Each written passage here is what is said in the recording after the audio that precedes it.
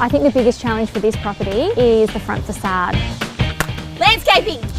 Does that make sense?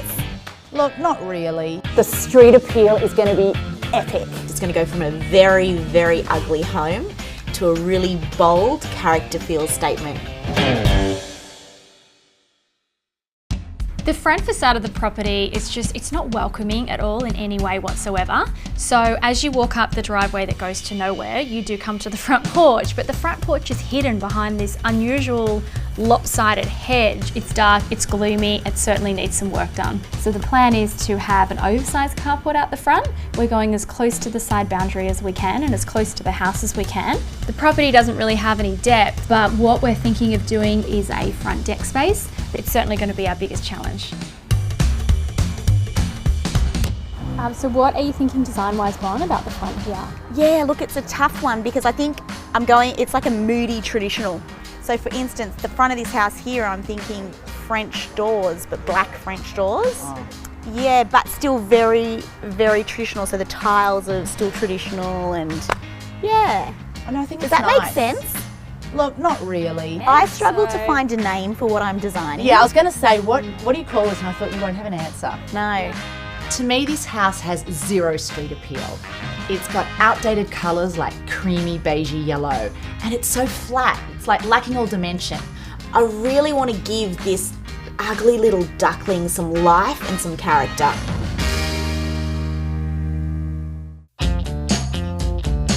This house has a real French flavour. There are French doors everywhere, and I love it.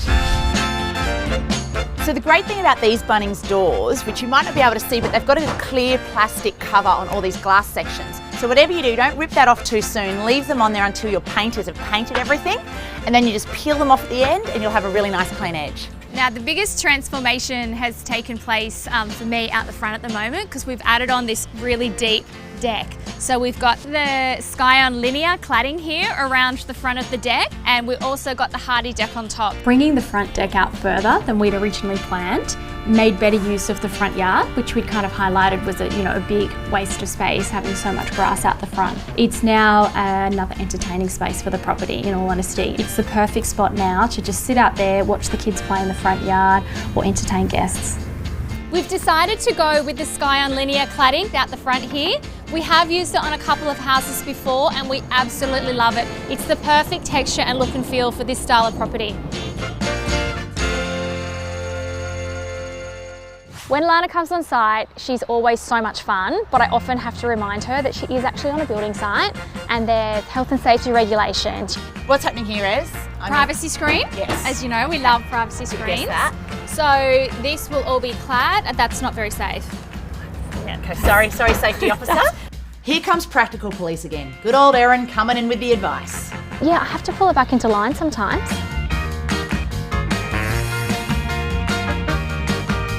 Landscaping's often the forgotten child in a reno. It happens at the end, so everyone budgets for it at the end, and you run out of money. So it's really important that you don't forget it and that you plan for it up front.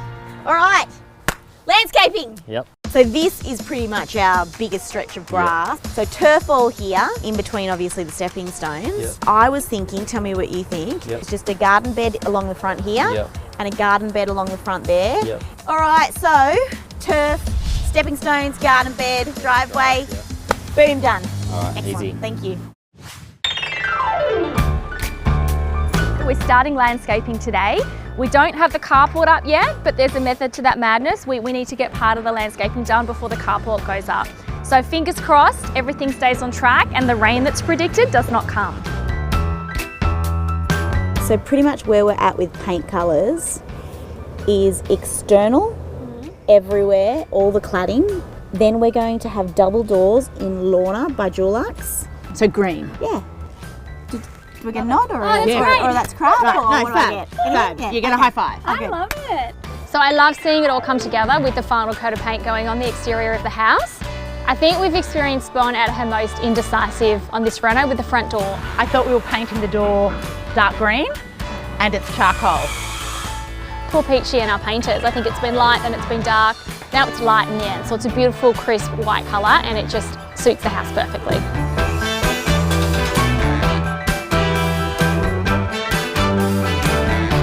We're going to spray the original roof to match the new roof colour that we put on with the Monia tiles at the back. And we're using a Monia product here called Roof Coat. The colour's Barramundi, and it will absolutely make that roof look like new. We've got one more week left of the renovation and so much to be done in that week, but it's so close.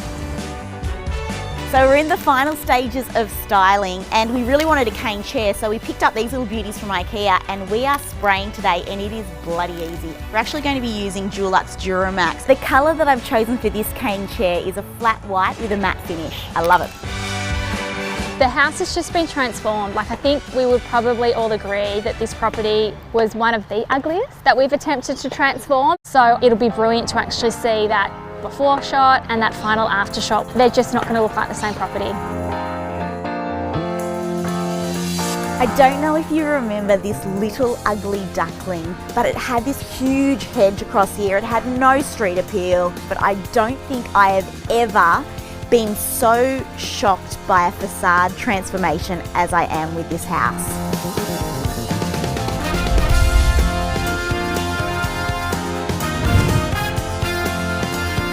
The screen was so important because we got rid of the car park next door. When you're trying to bring in some character into a home, French doors are the key. Paint them white and they will instantly make any part of your house look better.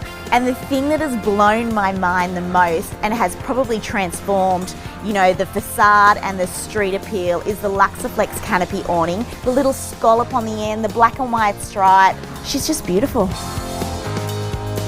We chose Domino by Dulux here with that contrasting white, and I think out of anything, that was the best decision we made because that is what has given this home some real character and some real beauty.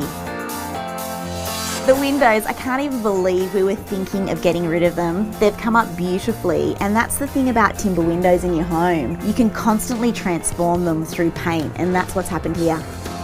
The original house was always here. You can see behind me this cladding, but there was a window here. We took out the window, have used the linear cladding to pretty much extend that whole entire house. You don't always need a garage in your home, and the carport is a perfect alternative to that. It's cheaper to build, quicker to build, and for this house, it's exactly what it needed because it's added that dimension and detail that the house was really lacking. The roof has a huge impact on your street appeal, and so we sprayed it the same colour as our new Monia roof out the back in the extension. What we did then was centre the staircase off the double doors, line the walkway with stepping stones. We've got some gorgeous little olive trees at the entrance, some really simple, inexpensive gardening out the front.